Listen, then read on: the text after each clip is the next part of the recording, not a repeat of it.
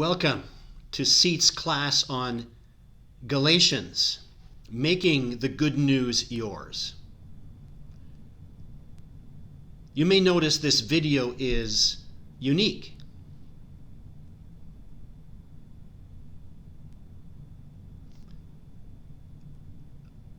Because there are long pauses between each of the phrases.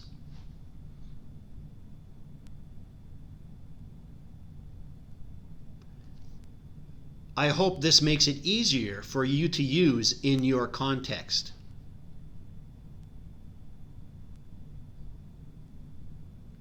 Especially if English is not the language you normally use.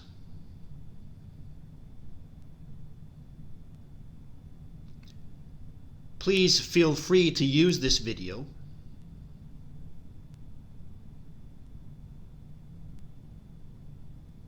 And during the pauses, translate it into your own language.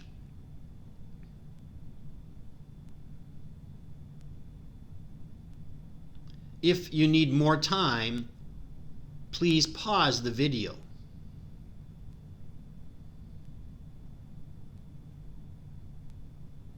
I hope that this video will meet the needs of you and your faith community.